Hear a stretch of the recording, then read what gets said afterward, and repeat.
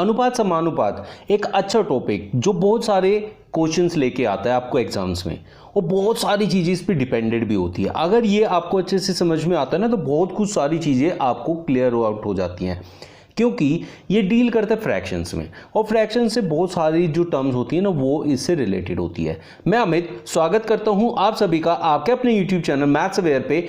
ये वीडियो आपकी पूरी लाइफ चेंज कर देगा मैथ्स के प्रोस्पेक्टिव से, आपका दिमाग पूरा खोल देगा, आपको पता लगेगा कि हाँ अनुपात समानुपात कैसे किया जाता है। तो चलिए बिना देर किए स्टार्ट करते हैं आज का अपना वीडियो। सबसे पहले जो हमारी कोई भी वैल्यू फ्रैक्शन में दी है, भिन्न में दी है, जैसा मैं अभी बता रहा था कि भिन्न को डील करता है, तो भिन्न को डील करने का मतलब जैसे हमने लिखा 3/4, कोई आपको फ्रैक्शन दिया। पहली बात तो 3/4 का मतलब क्या होता है? 3/4 का मतलब है कि 3 हिस्से 4 में से 3 हिस्से। अब इसको अगर अनुपात में लिखने जाएं, यही चीज हम ऐसे लिख सकते हैं 3:4। तो इसका मतलब है कि 3:4 3/4 के बराबर होता है, और 3/4 को हम 3:4 लिख सकते हैं। तो पहली जो सबसे बेसिक चीज है वो ये है कि अनुपात लिखते किसको हैं? तो अनुपात होता है बटा, भिन्न। तो कितने हिस्से, कितने हिस्सों में से आप बात करते हैं उसको कहते हैं आपका अनुपात। तो यहां ऊपर हम देख रहे हैं कि 3 हिस्से हैं जो कि 4 में से, अगर बात करें कि टोटल अगर हमारे पास 4 रुपए हैं तो 3 रुपए की बात कर रहे हैं 4 में से, ऐसे आप समझ सकते हैं। तो बेसिकली यहां आपको क्या समझना है? बेसिकली ये समझना है कि जो आपका न्यूमरेटर है, न्यूमरेटर मतलब अंश है, वो पहले लिखा जाता है, और जो आपका हर होता है वो पीछे लिखा जाता है। किसी अनुपात के प्रत्येक पद को एक ही अशून्य संख्या से गुणा अथवा भाग करने पर अनुपात नहीं बदलता है।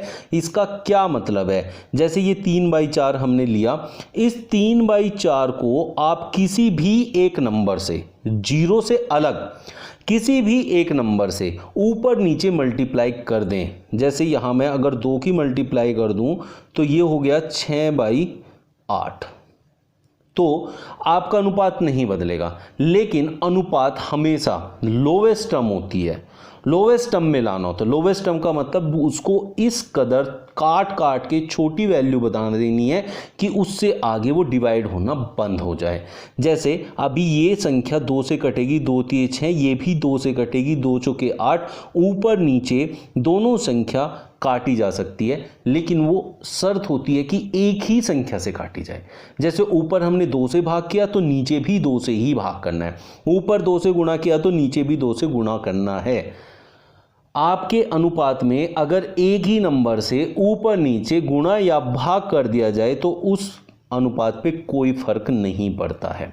लेकिन मैं आपको फिर से बता रहा हूं कि जो अनुपात होता है वो हमेशा लोवेस्ट टर्म में होता है, सबसे छोटी टर्म लेनी होती है जो काटने के बाद उससे आगे ना कट पाए, या हम कह सकते हैं इन दोनों संख्याओं का जो में से है वो एक हो जाए। में से एक होते ही हम कहेंगे वो लोवेस्ट टर्म है, सबसे छोटी टर्म है, वहां आके वो अनुपात बन जाता है। अब जैसे हमने लिया 20/16, इसे 2 से अगर काटने जाएं तो 2 धाम 20, 2 8 16। अभी ये 10/8 है, लेकिन इनका में से एक नहीं है, इनका में से एक नहीं है। अभी भी ऊपर वाली और नीचे वाली दोनों संख्याएं 2 से कट जाएगी तो 2 5 10, 2 चौके 8, अब ये बन गया 5/4। 5/4 का मतलब है कि अब इसका जो में से है वो एक है, इनमें कोई भी चीज़ ऐसी कॉमन नहीं बची है, कोई भी नंबर ऐसा कॉमन नहीं है जो दोनों को काट सके।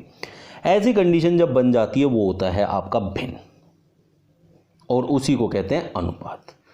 2 अनुपातों की बराबरी को समानुपात कहते हैं। जैसे अगर मान लिया A अनुपात B है और C अनुपात D है, इनकी बराबरी ऐसे लिखा जाए तो उनको समानुपात में कहते हैं। ये चारों संख्याएं अभी समानुपात में है, लेकिन इसमें एक बात याद रखनी कि जब हम इसे समानुपात में लिखते हैं तब हम लिखते कैसे हैं? तो ये हो जाता है A अनुपात B, और ये है समानुपात का साइन, 2 बार ऐसे लगाना, C अनुपात D, इसको कहते हैं समानुपात। ये समानुपात का साइन होता है। अब जैसे अगर मैं कहूँ आपको कि 3/5 बराबर 6/10 होता है। अब देखिए आप 3 दूनी 6, 5 दूनी 10, तो 2 अनुपात दोनों आपस में बराबर है। तो इसको हम ऐसे लिख सकते हैं 3:5 समानुपात 6:10, ऐसे हम इसको लिख सकते हैं। अभी आप एक बात समझिए कि यहाँ अगर हम देखें कि अंदर की जो दो संख्याएं हैं इनकी अगर हम आपस में गुणा कर दें तो 30 मिल जाता है, और बाहर की संख्याओं की आपस में गुणा कर देते हैं तो 30 मिल जाता है। इसका मतलब जो अंदर की दोनों संख्याएं हैं उनकी गुणा बराबर बाहर की दोनों संख्याओं के होता है। आगे देखेंगे तो a अनुपात b समानुपात c अनुपात d, तो हम a तथा d को बाहरी राशियां कहेंगे। a और d जो है a b c d, ये देखिए बाहर की तरफ है, ये दोनों है बाहर की तरफ, तो इन्हें बाहरी राशि कहेंगे। और ये दोनों है अंदर की तरफ, तो इनको माध्यमिक राशि कह सकते हैं या फिर आंतरिक राशि कह सकते हैं। तो अंदर की तरफ है, लेकिन इनके बीच में है एक समानुपात का साइन, यहां है दोनों में अनुपात का साइन। तो आप कह सकते हैं कि जो माध्यमिक राशियां होती हैं उनका जो गुणा होगा वो हमेशा आपकी बाहरी राशियों के बराबर होगा। तो AD बराबर BC, ये एक आपका फॉर्मूला यहां से बन जाता है समानुपात के लिए। तो समानुपात में ये बड़ा काम आता है, इसको बहुत ध्यान रखना है। इसमें वैसे भी आप एक चीज़ देखिए, जो समानुपात का मतलब है वो होता है बराबर का साइन। अब हमने देखा था कि 3/5 बराबर 6/10, तो ये इसकी गुणा में और ये इसकी गुणा में जो हम कहते हैं क्रॉस मल्टीप्लाई। और ये क्या है, A है, ये क्या है, B है, ये है C, ये है D। तो A की मल्टीप्लाई D और B की मल्टीप्लाई C में करा तो बराबर आया क्रॉस मल्टीप्लाई के हिसाब से। तो वही हम यहाँ कह रहे हैं, कुछ अलग चीज़ नहीं है, वही सेम चीज़ है, बट बस थोड़ा सा हमें माइंड को अपना ओपन करना है इन चीज़ों को सीखने के लिए। दो राशियों A तथा B का मध्यानुपाती, अगर आपसे मध्यानुपाती निकलवाता है कभी भी किन्हीं दो संख्याओं के बीच में, तो आपको क्या करना है, मध्यानुपाती होता है उन दोनों संख्याओं की गुणा का रूट, उन दोनों की संख्याओं के गुणा का रूट को मध्यानुपाती कहते हैं।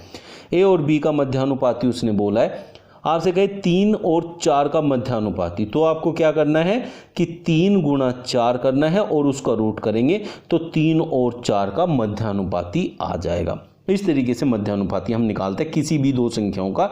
जब भी वो मध्यानुपाती निकलवाएगा तो आपको सिर्फ इतना करना है कि उनकी गुणा कर देनी है और जो संख्या आएगी उसका आपको रूट ले लेना है। दो राशियां A तथा B का तृतीयानुपाती x है, तो x का मान क्या होगा। तो x का मान निकालने के लिए देखिए जो तृतीयानुपाती होता है वो होता है, जैसे यहाँ A B है तो A अनुपात B अनुपात B अनुपात x। अब जो ये B है यहाँ पर जो 2 बार आए, ये यहाँ से समानुपात बनेगा, और अंदर की गुणा अंदर और बाहर की गुणा बाहर। तो इसका मतलब AX बराबर B गुणा B का मतलब हो गया B का वर्ग, X बराबर हो गया B का वर्ग बटे A। इससे हमें पता चलता है कि अगर दो राशियों के बीच का तृतीयानुपाती निकालना है, मतलब दो राशियों का तृतीयानुपाती आपको निकालना है, तो आपको करना है बाद वाली संख्या का वर्ग बटे में पहली संख्या, तो वो आता है तृतीयानुपाती। अगर हम यहाँ A को 3 और B को 4 मान लें और कहें कि इसका तृतीयानुपाती बताइए, 3 और 4 का तृतीयानुपाती, तो बाद वाली संख्या का वर्ग करेंगे और पहली वाली संख्या से उसको भाग करेंगे, तो आपका आएगा तृतीयानुपाती जो कि होगा 16/3। तो x की यही वैल्यू यहाँ पर निकल कर आएगी। तो जब भी आपको दो राशियां दी तब तृतीयानुपाती ऐसे निकालते हैं। 3 राशियां हैं A B C, उसका चतुर्थानुपाती निकालना है, मतलब चौथी संख्या, उनके अनुपात में जो चौथी संख्या है उसको हमें फाइंड आउट करना है। तो चौथी संख्या का मतलब हो गया A B C, चौथी संख्या को अगर मैं x ले लूं तो ये बराबर होता है और ये है अनुपात में, और हमें पता है इन दोनों की गुणा होती है और इन दोनों की गुणा होती है। तो AX बराबर BC और x बराबर हो गया BC/A। इसका मतलब अगर आपको 3 राशियां दी हैं A B C और उसका चतुर्थानुपाती आपको फाइंड आउट करना है। 3 राशियों का चतुर्थानुपाती होता है कि बाद की दोनों संख्याओं की गुणा कर दें और पहली संख्या से उसको भाग कर दें। तो बाद की दोनों संख्या हमारे पास b और c थी, उनको हमने गुणा किया और पहली संख्या जो a थी उससे हमने उसको भाग किया, तो हमें ABC का चतुर्थानुपाती मिल जाता है। यहां पर 2 अनुपात AB और CD, A अनुपात B और C अनुपात D का मिश्र अनुपात निकालना है। तो इस कंडीशन में जब आपको मिश्र अनुपात निकालना होता है तो मिश्र अनुपात के केस में आपको AD की मल्टीप्लाई नहीं करनी है, A को C से मल्टीप्लाई करना है और B को D से मल्टीप्लाई करना है, तब वो मिश्र अनुपात बनता है।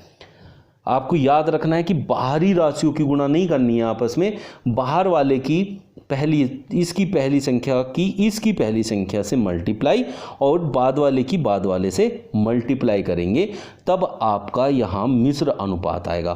तो मिश्र अनुपात इन दोनों का होगा AC अनुपात BD।